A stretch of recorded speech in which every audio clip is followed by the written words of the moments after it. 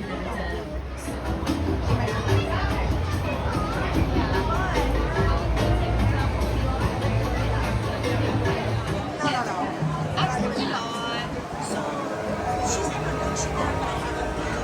times, wherever African elephants are found, there are also plenty of people nearby.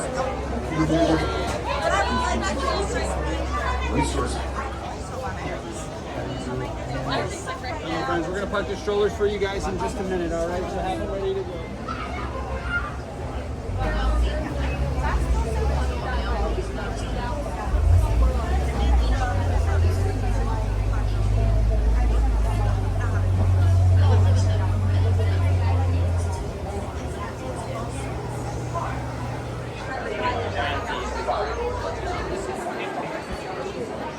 Bienvenidos a Kilimanjaro dentro del vehículo. Incluye sustaining. Gracias. Before you begin your trip, you should know that the unpaved roads of the Harambe Wildlife Reserve. Alrighty, jump everyone. My name's Ava and I'm going to be your safari guide for the day. Now, before the fun can truly begin, I do have some safety things to share with you guys. So please just make sure we're keeping all of those hands, arms, feet, and legs inside the truck at all times, while we also remain seated for the entire duration of our journey. And we're going to start our journey off in the Little Aturi Forest. The animals that live here, they rely heavily on their camouflaging abilities as their main form of defense. Now, my friends, these animals that live here, they're also super, super shy. So make sure you guys are looking at all of these bushes. Someone might just be hiding from us.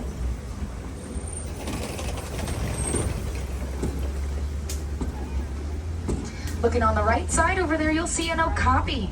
Now, just looking at the okapi, you might think it's a relative of the zebra because of those party pants we're looking at. But actually, we studied their skull structure, found out they are one of the old time. It can range from 16 to 18 inches, which is an adult human's elbow to fingertip. So those okapis, they can lick their own eyeballs and ears whenever they feel like it. Now, that black and white bird you just saw was a saddle-billed stork. Now, they can grow around 5 feet tall with a wingspan of 9 feet wide. Also one of the only birds not to vocalize. Instead, they're going to rattle their bills together. Now, that is a black rhino. Now, these rhinos, they are solitary animals, meaning they will spend most of their time alone, but don't let that upset you, because they actually love the alone time. And if I had to be honest, me too. Now, for being such a large animal, they're actually quite fast. They can run around 30 miles per hour.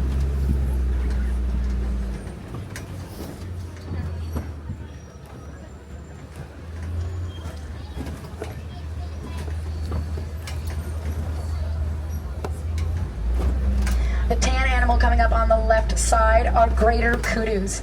Now, they are one of the tallest antelopes in Africa, and also only males have horns.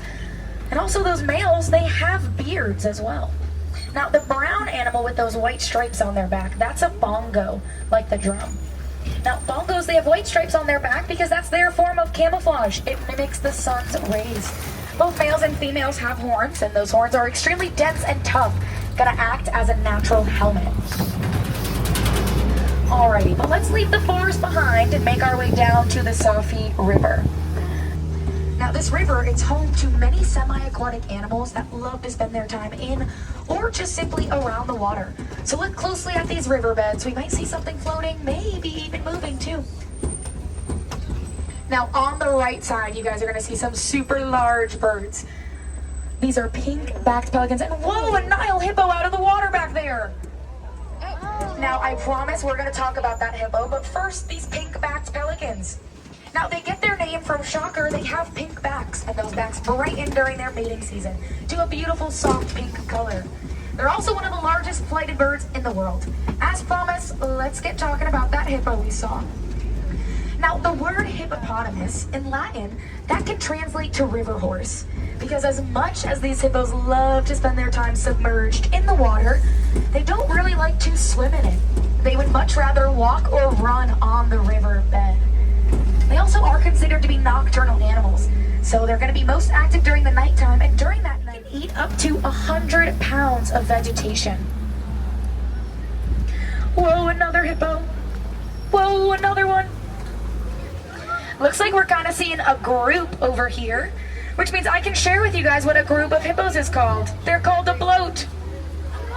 Look at that bloat of hippos.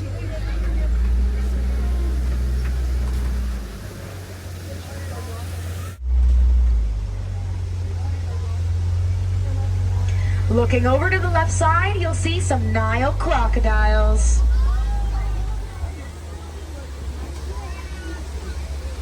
Now these crocs, they're one of the largest in the entire world. Now with that being said, on average they grow around 16 feet long and they can weigh anywhere between 300 to 500 pounds.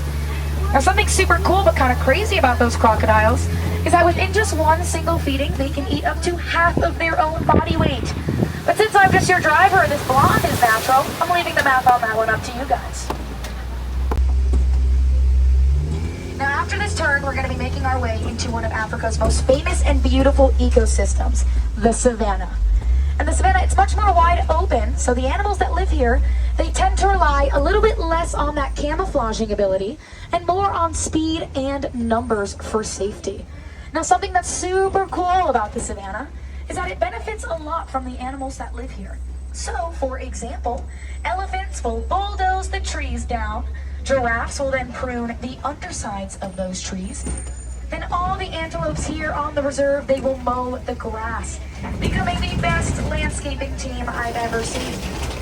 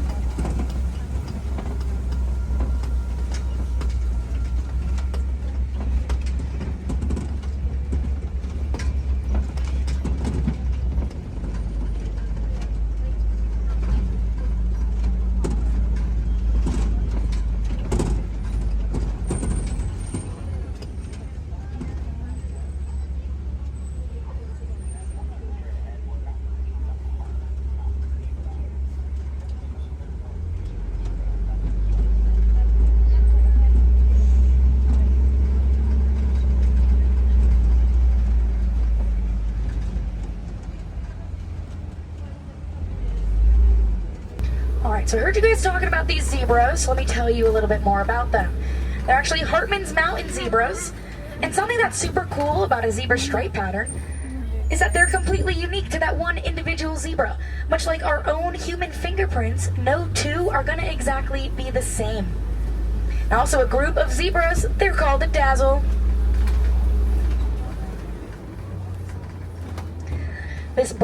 These three brown animals out there to the left are sable antelopes. Now the sables, they're actually the official emblem of our reserve here. And they are that emblem because they're extremely brave and they're super territorial. So they'll hold its ground against predators. And even doing so by leaning down and presenting those backwards leaning horns. The herd of gray animals back there on the left, those are wildebeest. Their name can literally translate to wild beast. But they have another name they're commonly known as, and that's going to be a gnu, spelling G-N-U. If you're wondering why, it's because that's the kind of sound they make. So cows go moo, while wildebeest, they go gnu. A little different. Now this weird structure on our left side over here, these are termite mounds. Now they're made from soil, termite dung, and saliva. And in the sun, they can harden as hard as concrete. Now they're in such weird shapes because all the animals of the savannah, they use those termite mounds as their own personal back scratching posts. It comes in handy for sure.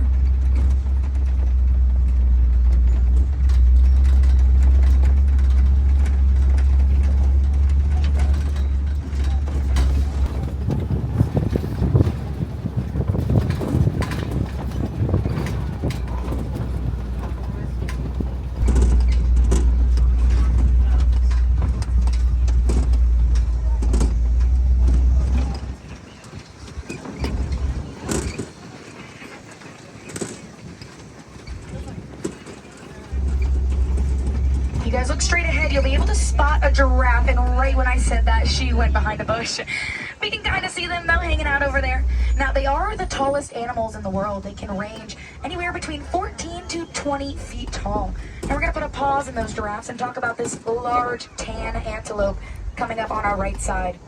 Now this is a common eland. Now they are the largest living antelopes here on the reserve. So much so that a male eland can weigh the same as an adult giraffe, which is around 2,200 pounds. And this is another animal that both males and females are gonna have horns. All right, let's start talking about these giraffes some more. Now these animals, they spend around 20 hours a day just kind of grazing. Grazing meaning they fill their bellies up with food while only accumulating around 30 minutes of sleep per day. And they'll usually do that sleep standing up. Yes, it's basically, they have the ability to sit down, but it's in case that they are startled awake, they can just start running. And these giraffes, they can run around 35 miles per hour. So they're actually quite fast. Not a lot of people would think so. Now, I have a little bit of a pop quiz question for you guys, to keep things interesting, of course. When we first made our way into the savannah, I talked about a certain animal that bulldozes trees down. Does anyone remember what animal that was? Good job, it was an elephant. Now, these trees straight ahead of us, also on both sides, they sure look bulldozed through. So hopefully, fingers crossed, we're gonna see an elephant. And we're looking at one.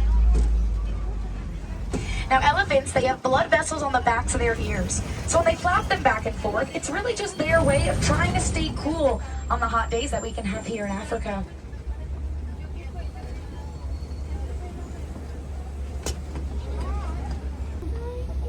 Now, if you guys look to the left side for a second, you'll see a mandrill walking around. 2 mandrills. Now, mandrills, they are the largest monkey in the world. And to be considered a monkey, you need to have a tail. You see how tiny that is? But males can usually weigh around 100 pounds, while females may get around 25. So we're looking at a male and a female right now. You'd think it'd be an adult and a baby. And males are actually going to be the ones that have the bright colors on their faces and rear ends, while females unfortunately only have those dull and neutral colors.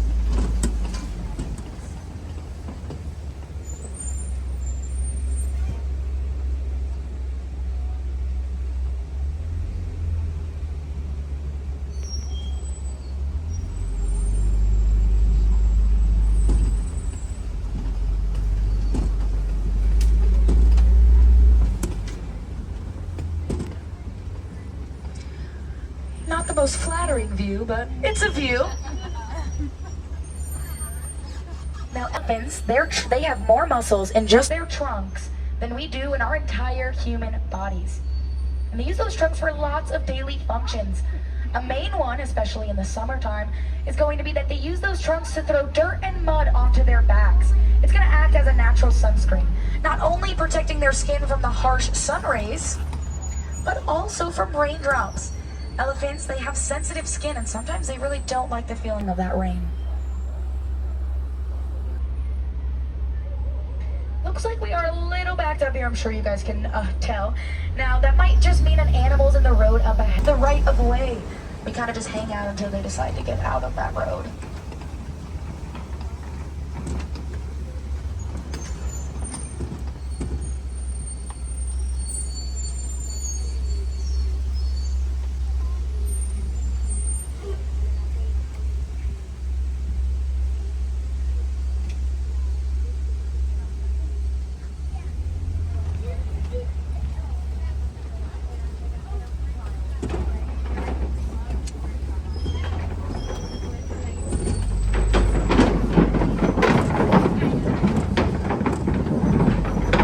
So in just a few seconds, we're going to be driving through some red clay pits up ahead. Now, as we cruise through, I want you guys to look at the walls. You're going to be starting to notice some carvings out of them. Now, elephants, they use their tusks to gather red clay to later eat it for supplemental values. Much like how we take our multivitamins every morning, it's kind of the same thing.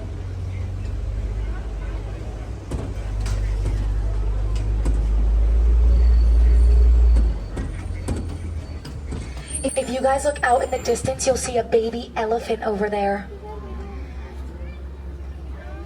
Now, her name is Cora, and when I tell you, she's the pride and joy of my entire being.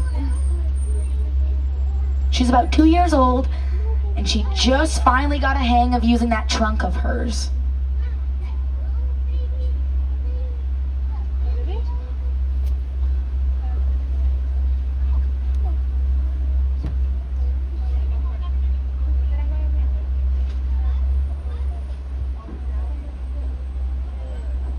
did just hear, we are holding a little bit for a giraffe, but at least we have a semi-nice view of baby Cora. Now, since we see Cora out here, we know that this is an elephant herd. Now, something super cool about elephant herds is that they're matriarchal, meaning that they are made up of females and only females, being led by the wisest and oldest female. So let's say hypothetically, if there was a baby boy elephant to be born, and that baby boy reached his teenage years, all those females would politely ask him to leave and to not come back. But it's not sad, because then they go hang out with the boys, and they're friends for life, those guys.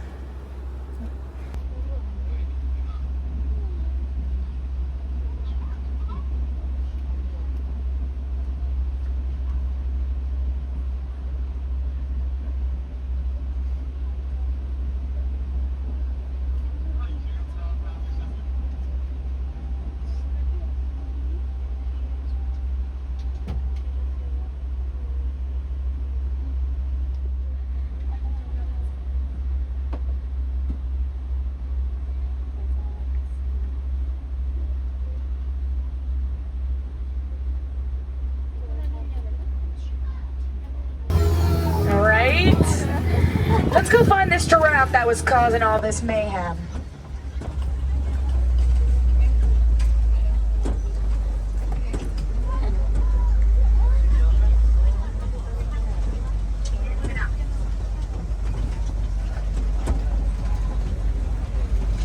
Alright, so on the right side, you're going to see two trees. Now, their formal name are baobab trees, but they have two nicknames. The first one is going to be an upside down tree, because it's not rocket science, it literally looks like it's upside down. And the second name is going to be the tree of life. I'm sure you guys have all heard that one before. Now, oh my goodness, this is a baby giraffe. He was the first ever Maasai giraffe to be born here on the reserve. And when he was born, he was a whopping 6 feet tall right out of the womb. So poor mama.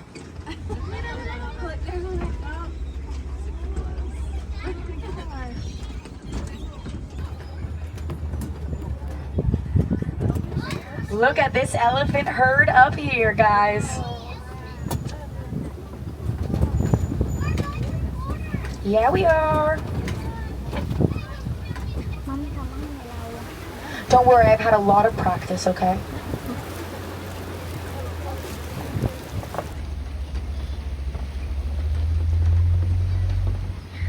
Now if you guys look over to the left side, yeah, these are greater flamingos. Now, they don't necessarily get their name from being the greatest, but they are the tallest and palest of all flamingo species.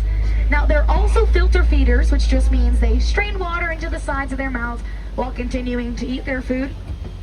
And my friends, my favorite fact of all about these flamingos is that a group of them, they're called a flamboyance. A flamboyance of flamingos. It makes me feel really sassy. I think we're having a lover's quarrel over there. You could also probably smell their diet. They get their pigmentation, the color pink, from eating sea krill and all types of fish. I just had the craziest brain fart. I'm sorry, guys. This is my favorite tree on the whole reserve, if anyone was wondering.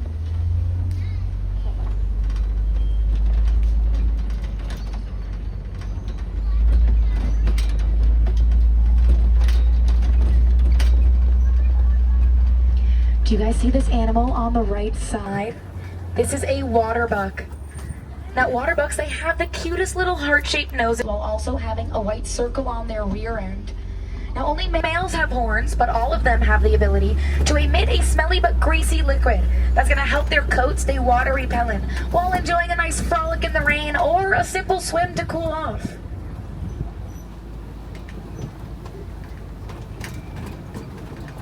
Now, my friends, look over to the left side.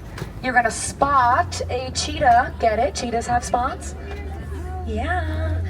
Now, cheetahs, they're the fastest land mammal. They can run around 60 miles an hour. and they have semi-retractable claws to help them reach those speeds.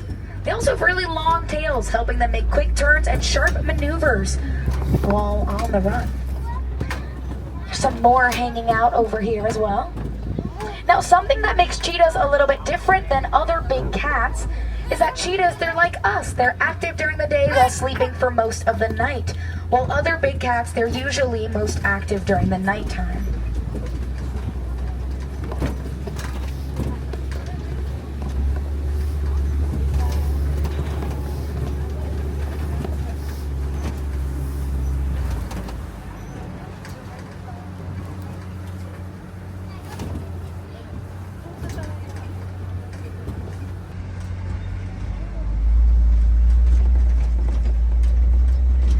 Whoa, white rhino gonna be super close to us. Now, white rhinos, they actually get their name from the mistranslation of the Afrikaans word vite. Vite meaning wide, referring to their mouth shape. So technically, they're supposed to be called wide-mouth rhinos. And we're not gonna stop because we are extremely close to her. But also, those rhinos, they can run around 35 miles an hour. And when they do that run, it'll be a gallop, meaning all legs will come off the ground. And a group of rhinos, they're called a crash, not because of their limited eyesight, it's because they're sparring animals, so they just like to give each other little nuggins.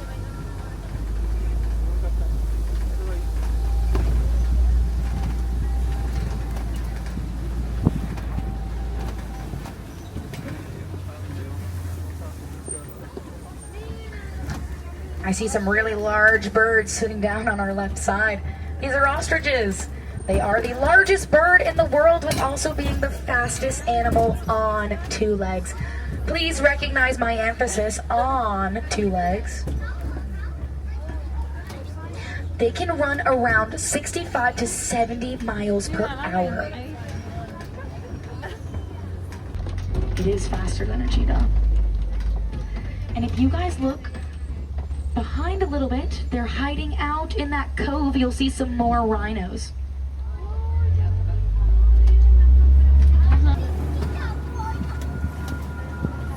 It's like their natural fort over there.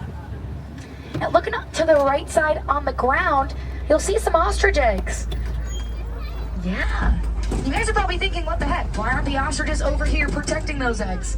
Well, it might have something to do with the fact that those eggs are so strong, an adult human can stand on them and they won't break.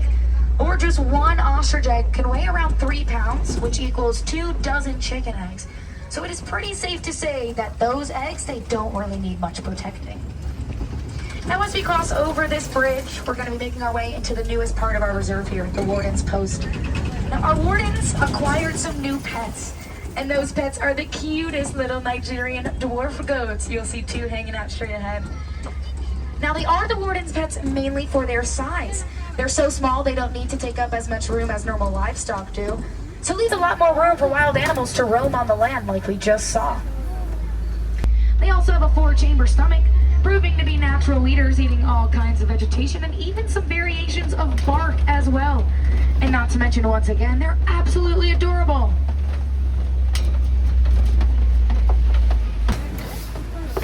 But my friends, unfortunately, it does seem like our safari is coming to an end. But as we make our way over to the village, I invite you guys to think about your favorite animals and what are some ways you can help them.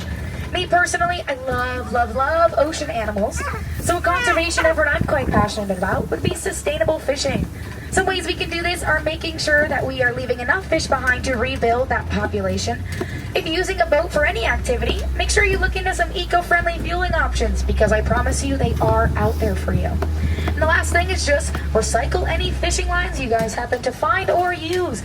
Don't throw them out in the trash or even back into the water. But whether or not fishing's for you, don't worry if the answer is no. I won't be too offended. Something that you guys can do today that's really, really easy is just share a fact about one of the animals that we talked about today on the reserve.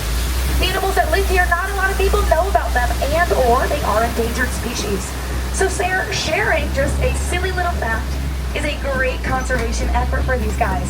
And please just remember, conservation, it can begin with one conversation. I hope that leaves you guys with chills. Looks like We're gonna hang out here.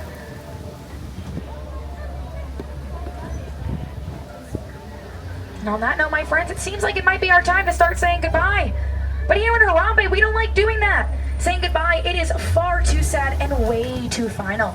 So what I want to leave you guys with instead is going to be Kwaharini. And Kwaharini is Swahili for go well. So my friends, go well, go wild, go make a difference out there, and go have a great rest of your day. Once again, guys, my name is Ava. Thanks for joining me out here on the reserve today. You got it, Morgan. My friends on the right side, please watch your hands, arms, feet, and legs. The doors are going to be opening. Watch your step exiting off the truck. Thank you guys. Have a great day.